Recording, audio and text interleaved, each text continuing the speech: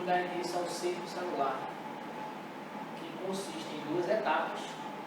Uma delas é a intérfase, que é compreendida entre duas divisões, na qual a célula cresce e se prepara para uma nova divisão. Após a intérfase, temos a mitose, que é a divisão propriamente dita, que se divide em prófase, metáfase, anáfase e telófase. Na prófase, como vemos, os cromossomos já estão condensados e duplicados, os centríolos já estão migrando para os polos da célula, formando fuso mitótico. Não existe mais o nucleolo e a membrana nuclear já está na metáfase. Nesta fase, os centríolos estão nos polos da célula, os cromossomos estão na placa equatorial e estão no seu grau máximo de espiralização e estão ligados aos fusos dos centrômeros. E uma observação a se fazer: nesta fase é que estudamos os cromossomos por eles estarem no seu grau máximo de espiralização. Estamos agora na anáfase. Nesta fase, os centrômeros se dividem. Os cromossomos que se encontravam duplicados são transformados em dois cromossomos, cada um formado por uma única molécula de DNA, na qual são tracionados para os polos da célula. Chegamos na telófase. Os cromossomos chegam nos polos e começam a se desespiralizar. Há a formação da carioteca e do nucleolo.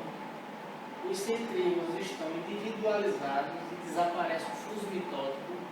Inicia-se agora um movimento no citoplasma chamado citocinese para a divisão da célula.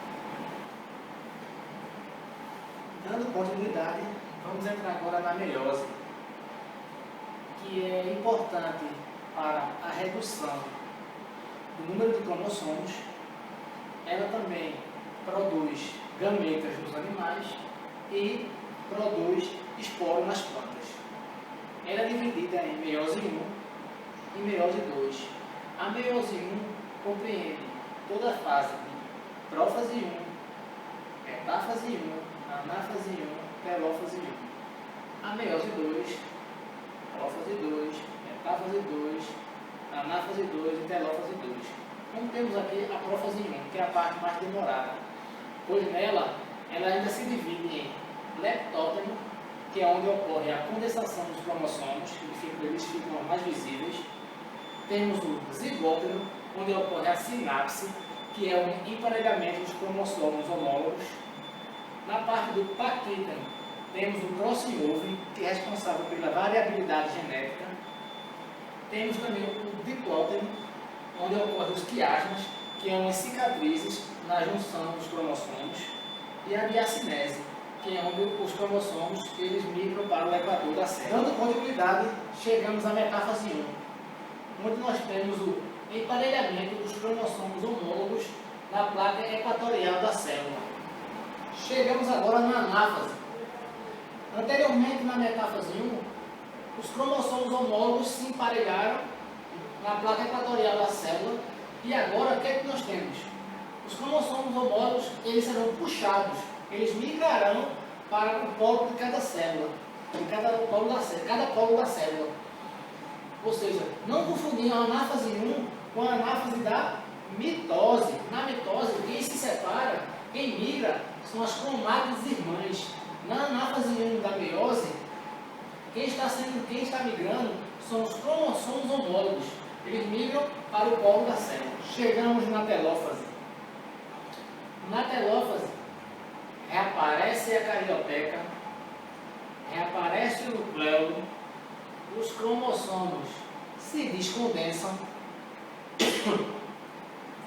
e ocorre a citocinese, que é a separação das células, dando origem a duas células com metade do material que existia antes. Ou seja, a célula anteriormente era uma célula 2N, depois da telófase 1, ela vira duas células N. Chegamos na meiose 2, especificamente na prófase 2, onde as células geradas na telófase 1 iniciarão o processo de duplicação e migração dos centríolos para os polos da célula, desaparecimento do núcleo e da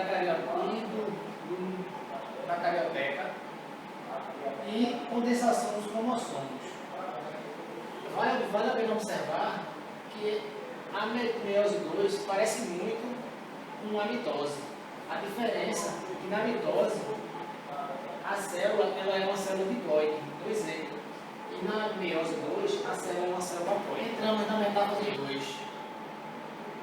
E após o ocorrido na prófase 2, os cromossomos ficarão no equador da célula. O fuso horário que se encontrará ligado aos centrômeros para posteriormente a separação das cromátides irmãs que ocorrerá na próxima fase, que é a fase 2. Chegamos na fase 2, que analogamente à mitose ocorre a separação das cromátides irmãs, onde elas migrarão para os polos da célula.